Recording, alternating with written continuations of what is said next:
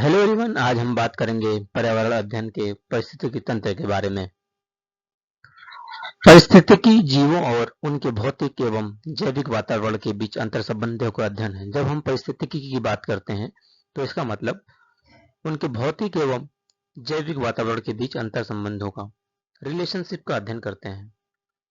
जीव और पर्यावरण आपस में संबंधित और एक दूसरे पर निर्भर रहते हैं, ये तो सबको पता है। आप थोड़ा ब्रीफ कर देते हैं। पर्यावरण में कोई भी जीवन परिवर्तन जीवों को प्रभावित करता है और इसके विपरीत भी। पर्यावरण में कोई भी परिवर्तन होता है तो सबसे पहले अफेक्टेड जो होता है वो लिविंग बींग्स होता है, जीवित प्राणी ही होता है। लेकिन इसका इफेक्ट अजैविक प्राणी को भी होता है। अजैविक प्राणी को भी अगर कोई इफेक्ट होता है तो कहीं ना कहीं डायरेक्टली इनडायरेक्टली जीवित प्राणी ही उसका इफेक्ट देखने को मिलता है। जीवित प्राणियों में भी इसका इफेक्ट देखने को मिलता है। अगर हम पारिस्थितिकी तंत्र की बात करें, पारिस्थितिकी तंत्र की संरचनात्मक और कार्यात्मक इकाई है। यह जीवों का एक समुदाय है जिसमें अजैविक घटक ऊर्जा का प्रवाह करते हैं और पोषक तत्वों के माध्यम से एक दूसरे पर परस्पर क्रिया करते हैं। अपने परिवेश को समझना अत्यंत महत्वपूर्ण है। जहां पे हम रहते हैं वो हमारा परिवेश है, क्योंकि मानव जीवन अस्तित्व पर इसी अस्तित्व पर निर्भर करता है। मानव जाति का जो जीवन है इसी अस्तित्व पर निर्भर करता है। इन शब्दों का प्रयोग अक्सर एक दूसरे के स्थान पर किया जाता है, लेकिन इनके दायरे में काफी अंतर होता है। मानव जनसंख्या में निरंतर वृद्धि और वनों की कटाई, प्रदूषण, प्राकृतिक संसाधनों और कीटनाशकों के अत्यधिक उपयोग जैसे हस्तक्षेपी परिणाम स्वरूप प्राकृतिक पर्यावरण का विनाश हुआ है और लोगों में पारिस्थितिकी और पर्यावरण के प्रति जागरूकता बढ़ी है। तो हम कह सकते हैं कि अगर कोई भी इफेक्ट होता है, मानव जनसंख्या बहुत तेजी से बढ़ रही है, जनसंख्या वृद्धि निरंतर हो रही है, तो हमें रहने के लिए घरों को बनाना है। घर खेत कम पड़ता है, उसके लिए वनों की कटाई भी हो रही है और ज्यादा से ज्यादा इंडस्ट्रीज का एस्टेब्लिशमेंट हो रहा है उनको संसाधन को प्राप्त करने के लिए, प्रोवाइड करने के लिए। तो उसकी वजह से प्रदूषण हो रहे हैं और जो प्राकृतिक संसाधन है उनका दोहन हो रहा है और कीटनाशक का प्रयोग कर रहे हैं कि ज्यादा से ज्यादा हम उत्पादन कर पाए एग्रीकल्चर फील्ड में। तो इसकी वजह से पर्यावरण का काफी विनाश हुआ है। लेकिन इसको देखते हुए, उसका इम्पैक्ट देखते हुए लोगों में तरह तरीका की बीमारियां हो रही हैं, अलग अलग तरीके की। तो इसको देखते हुए परिस्थितिकी और पर्यावरण के प्रति बहुत जागरूकता भी बढ़ी है।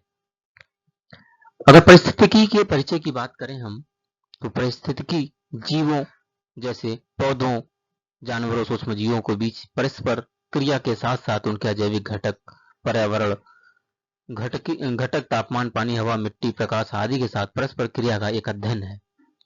ईपी ओडम ने सबसे पहले परिस्थितिकी तंत्र के बारे में जानकारी दी, इसलिए आधुनिक परिस्थितिकी में के जनक के रूप में ईपी ओडम को जाना जाता है। उन्होंने बताया परिस्थितिकी तंत्र की संरचना और कार्यप्रणाली का अध्ययन है। परिस्थितिकी जो तंत्र की संरचना और कार्यप्रणाली का ही अध्ययन है। और राइटर पहले ऐसे व्यक्ति थे जिन्होंने परिस्थितिकी तंत्र को, मतलब परिस्थितिकी शब्द प्रयोग किया। अर्नेस्ट हेकल ने परिस्थितिकी शब्द को गढ़ा और उनको परिभाषित किया। उसका श्रेय अर्नेस्ट हेकल को जाता है और रामदेव मिश्रा भारत के परिस्थितिकी तंत्र के जनक माने जाते हैं। और परिस्थितिकी तंत्र को दो भागों में बांटा जाता है। एक ऑटो इकोलॉजी, जब किसी स्पीसीज, सिंगल स्पीसीज की हम बात करते हैं, किसी भी जीव या प्रजाति की बात करते हैं, उनके अनुकूलन और पर्यावरण के साथ साथ उनकी अंतःक्रिया का अध्ययन करते हैं, तो ये ऑटो इकोलॉजी कहलाता है। लेकिन अगर हम अलग अलग जीव की बात करें, सीन इकोलॉजी, जब किसी समुदाय में रहने वाले विभिन्न जीवों की बात करें, विभिन्न प्रजातियों की बात करें, तो उनके परिवेश के अंतर संबंधों का अध्ययन सीन इकोलॉजी कहलाता है। इसे बाद में जलीय और स्थल में विभाजित कर जाता है। जलीय जो परिस्थितिकी होती है वो जैसे किसी भी रिवर का इकोसिस्टम हो गया, रिवर की परिस्थितिकी तंत्र हो गई, समुद्र का परिस्थितिकी तंत्र हो गया, पौंड का परिस्थितिकी तंत्र हो गया, तो ये जलीय परिस्थितिकी तंत्र के उदाहरण हैं। अगर स्थलीय परिस्थितिकी तंत्र के उदाहरण की बात करें, वन, घास का मैदान, रेगिस्तान, ये स्थलीय परिस्थितिकी तंत्र का उदाहरण है। परिस्थितिकी तंत्र की कुछ आधुनिक शाखाएं हैं, जैसे व्यवहारिक परिस्थितिकी, जीवों के संरक्षण और उनके आर्थिक लाभ प्राप्त करने के लिए अध्ययन से संबंधित है, जैसे वन्य जीव प्रबंधन, कृषि, विज्ञान आदि। जैसे जो भी हम वन्य जीव प्रबंधन करते हैं, वन में जो जीव रहते हैं उनको प्रोटेक्ट करते हैं। कृषि विज्ञान में हम प्रोडक्ट काटते हैं, फिर उसको बढ़ाते हैं क्रॉप को। फिर ये व्यवहारिक परिस्थितिकी में हम पैसा कमाने के लिए, आर्थिक लाभ प्राप्त करने के लिए ये परिस्थितिकी का उपयोग करते हैं। ये आधुनिक शाखा है।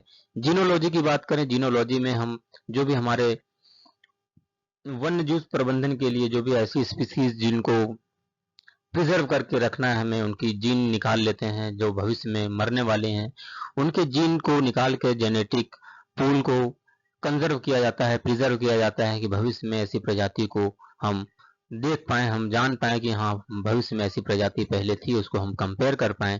तो इसका जीनोलॉजी में अध्ययन करते हैं जो भी हमारी प्रजातियां हैं और इनकी पर्यावरण की तुलना में समुदायों की मौजूद आनुवांशिक संरचना विविधता का अध्ययन है। इसी नई प्रजातियां पारस्परिक परिस्थितिक प्रकारों आदि जनसंख्या वितरण उत्पत्ति का अध्ययन किया जाता है कि उसकी उत्पत्ति कैसे हुई होगी, जो इनके हेरिडिटी मटेरियल हैं कैसे एक दूसरे से ट्रांसफर होते हैं, इनका अध्ययन जीनोलॉजी में किया जाता है। परिस्थितिकी तंत्र परिस्थितिकी की सबसे आधुनिक शाखा है जो किसी भी परिस्थितिकी तंत्र की संरचना कार्यप्रणाली को समझने के लिए अनुपयुक्त गणित, कंप्यूटर विज्ञान और उन्नत तकनीकी सांख्यिकी तकनीकों का लाभ उठाती है। तो परिस्थितिकी तंत्र क्या है? आज की डेट में कंप्यूटर विज्ञान आने की वजह से, उन्नत सांख्यिकी आने की वजह से, गणित का उपयोग करने से ये बहुत ज़्यादा डेटाबेस हो जाती हैं, बहुत इंपॉर्टेंट हो जाती हैं, बहुत इजी हो जाती हैं उनका संरक्षण करना। तो इसलिए स्टैटिस्टिक ऐसी शाखा है जो कि बड़े बड़े डेटा सेट को एक समराइज वे में प्रेजेंट कर सकती है। अगर कुछ परिस्थितिकी की महत्वपूर्ण अवधारणा है, अगर इसका परिस्थितिकी का पदानुक्रम देखें, इसकी हायरार्की देखें, जो सबसे छोटा होता है वो जीव एक होता है। वो जीव, कई जीव जो होते हैं, अगर एक ही जीव के कई प्रजाति है तो वो क्या कहलाती हैं? जनसंख्या या प्रजाति कहलाती हैं। और कई जनसंख्या अलग अलग जीवों की, जैसे पेड़ पौधे, बिल्ली, भालू, बंदर, अलग अलग जीवों की एक ही जगह रहते हैं, लिविंग और नॉन लिविंग, उसको समुदाय बोलते हैं। और फिर वही समुदाय, जब कई अलग अलग समुदाय और अजैविक घटक एक दूसरे से इंटरेक्ट करते हैं, वो परिस्थितिकी तंत्र होता है। और परिस्थितिकी तंत्र जहाँ जहाँ चाहे जीव मंडल, स्थल मंडल, वायुमंडल, जल मंडल, सब जगह जहाँ पे जीव उपस्थित है वहाँ पे जीव मंडल बोलते हैं। ये हायरार्की है। अगर हम जीव की बात करें, जीव क्या होता है? एक परिस्थितिकी तंत्र की सबसे छोटी इकाई होती है और इसमें एक कोशिकी और बहुकोशिकी दोनों शामिल होते हैं। इनका जीवन काल निश्चित होता है। अगर प्रजाति की बात करें, प्रजाति जो होती है जनसंख्या होती है, ये एक विशिष्ट भौगोलिक क्षेत्र में रहने वाली प्रजाति ही, एक ही प्रजाति के सदस्य होते हैं। जैसे इसकी एक जीव था, इसके कई अगर प्रजाति हो गई तो ये प्रजाति हो गया। एक ही प्रजाति के कई सदस्य प्रजातियों का एक समूह बना लेते हैं जिसमें समान जीन पूल होता है और प्रजनन करके नई संतान उत्पन्न कर सकते हैं। और स्थानीय प्रजातियां, जिसमें दो प्रजातियां होती हैं। एक स्थानीय होती है जो कि किसी विशेष स्थान पर पाई जाती है। उदाहरण के लिए अगर हम बात करें ऑस्ट्रेलिया में पाए जाने वाले कंगारू। और की स्टोन स्पीसीज ऐसी स्पीसीज जो कि ज्यादातर शिकारी प्रजाति होती हैं, हाई ट्रॉफिक लेवल पर ये अवेलेबल होती हैं, जो बड़ी संख्या में मौजूद नहीं होती हैं, बहुत कम संख्या में मौजूद होती हैं, जिनकी किसी समुदाय और विशेषताओं पर इसका बहुत प्रभाव पड़ता है। अगर ये मर जाती हैं, ये नष्ट हो जाती हैं, तो पूरा इकोसिस्टम डिसबैलेंस हो जाता है। क्योंकि अगर मान लीजिए, अगर इसका उदाहरण है जंगल में शेर जो है, ये की स्टोन स्पीसीज है। अगर शेर नष्ट हो जाएंगे, जो जिनका शेर शिकार करके खाता है, वो प्रजातियां बहुत तेजी से बढ़ेंगी और इकोसिस्टम और बैलेंस, उनको खाने वाला कोई नहीं रहेगा तो इकोसिस्टम डिसबैलेंस हो जाएगा। और महत्वपूर्ण कड़ी प्रजातियां भी हैं जो कि प्रजातियां महत्वपूर्ण गतिविधियों में सहायता करती हैं, जैसे परागकण, परजीवी और सहजीवी संबंध में जो मदद करती हैं, ये महत्वपूर्ण कड़ी प्रजातियां कहलाती हैं।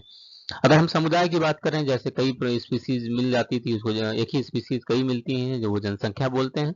अगर अलग अलग स्पीसीज मिलती हैं और उसमें परस्पर क्रिया करते हैं, तो फिर जैसे किसी क्षेत्र में रहने वाली विभिन्न प्रजातियां की बात करेंगे, वो क्रिया करने का समूह जिसमें पेड़ पौधे सूक्ष्म जीव शामिल है, वो समुदाय कहलाता है। और यही समुदाय परिस्थितिकी तंत्र बन जाता है जब उसमें जैविक और अजैविक घटक शामिल हो जाते हैं। या परिस्थितिकी की कार्यात्मक इकाई है जिसमें जैविक समुदाय जिससे जुड़े परस्पर क्रियाशील भौतिक वातावरण शामिल है, जैसे जैविक घटक, अजैविक घटक मिलकर एक परिस्थितिकी तंत्र बनाते हैं। जैविक घटक में क्या है? उत्पादक होते हैं, उपभोक्ता होते हैं। अब घटक शामिल होते हैं। उत्पादक क्या करता है? भोजन को बनाता है प्रकाश संश्लेषण की उपस्थिति में। और उपभोक्ता क्या है, जो भी हमारे उत्पादक है उनको खाता है।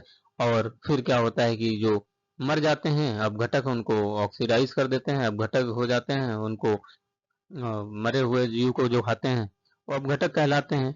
अजैविक में तापमान, मिट्टी, पानी, हवा जैसी जलवायु परिस्थितियां, nitrogen, phosphorus, sulphur, carbohydrate, lipid, protein, कार्बनिक रासायनिक पदार्थ शामिल हैं, जो कि ये न्यूट्रिएंट टाइप के होते हैं, जो सॉइल में भी मिलते हैं।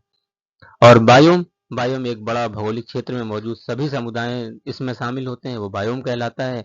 अगर यही बायोम अलग अलग, चाहे वायुमंडल, जलमंडल, स्तन मंडल में होता है, वो जीव जहाँ पे जीव अवेलेबल होता है, जहाँ पे स्थित होता है, वहाँ पे जीव मंडल बोलते हैं। या सभी पारिस्थितिकी तंत्रों का कुल योग है, जहाँ पे जीवन, पृथ्वी पर जीवन का वह क्षेत्र कहा जाता है जहाँ पे सभी जीव, उनके संबंध और वायुमंडल, जलमंडल, स्थिर के तत्वों के साथ उनकी परस्पर क्रिया शामिल है, वो जीवमंडल कहलाता है। एक पर्यावास एक टर्म है जो कि हैबिटेट बोलते हैं, जो किसी जीव का प्राकृतिक वातावरण है जहाँ पे रहता है, वह बढ़ता है और प्रजनन करता है, यह उसका पारिस्थितिकी क्षेत्र है जो जीवों के लिए उपयुक्त होता है। पर्यावासों की भौतिक रासायनिक संरचना अलग अलग हो सकती है जीवों की, इसमें जल, तापमान, मिट्टी और जैसे अजैविक घटक, परजीवी, प्रतिस्पर्धी रोग, शिकारी जैसे जैव घटक भी शामिल होते हैं, जो लगातार जीवन की परस्पर क्रिया करते हैं, जीव के साथ परस्पर क्रिया करते हैं। अजैविक घटक जैसे तापमान हो गया। तापमान क्या है, सबसे महत्वपूर्ण पर्यावरणीय और परिस्थितिकी कारक है।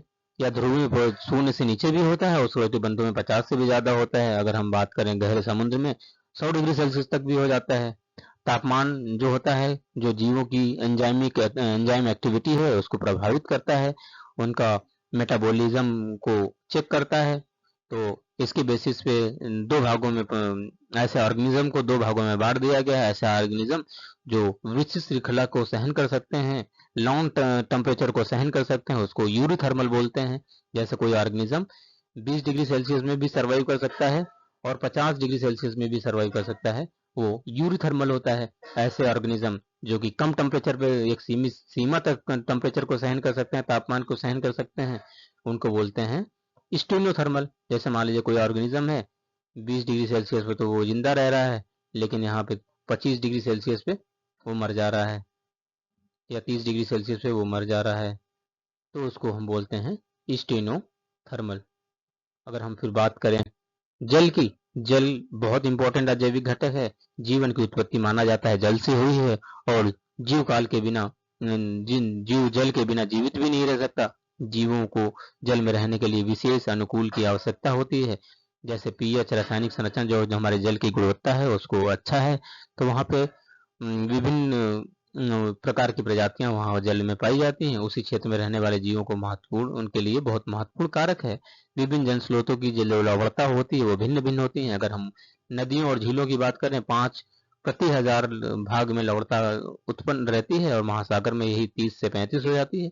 अगर अति खारे लगुन की बात करें, ये 100 से ही ज्यादा होती है। इसको अगर हम बात करें, अगर ऐसे जीव जो विशिष्ट श्रृंखला के लवणता को सहन कर सकते हैं, उसको बोलते हैं यूरी हैलाइन। जैसे मान लीजिए कोई ऐसा जीव है जो कि बहुत खारे पानी में रह सकता है, वो यूरी हैलाइन होता है। और ऐसे जीव जो खारे पानी की एक सीमित सीमा तक सहन कर सकते हैं, वो स्टीनो हैलाइन होते हैं। जैसे मान लीजिए फ्रेश वाटर में रहते हैं, या 10 पीपीएम जो उनकी लवणता और सांद्रता होती है, उसमें अगर रहेंगे तो स्टीनो हैलाइन कहलाएंगे। अगर जो 30 से ज़्यादा 35 में रहते हैं, वो यूरी हैलाइन कहलाते हैं। इसी तरीके से प्रकाश भी बहुत इंपॉर्टेंट महत्वपूर्ण पारिस्थितिकी तंत्र है, जो कि सभी ऊर्जा का स्रोत है। उत्पादक संश्लेषण की मतलब कि इसी की में प्रकाश की, सूर्य की उपस्थिति में प्रकाश संश्लेषण करके भोजन बनाते हैं जो उत्पादक होते हैं, फिर उसको उपभोक्ता खाते हैं। और इसी तरीके से मिट्टी भी होती है, मिट्टी भी इम्पोर्टेंट पैरामीटर है, अजैविक घटक है, जो कि हमें अनाज उत्पन्न करती है, उसकी क्वालिटी अच्छी होती है, बहुत से रिसोर्स भी देती है। धन्यवाद।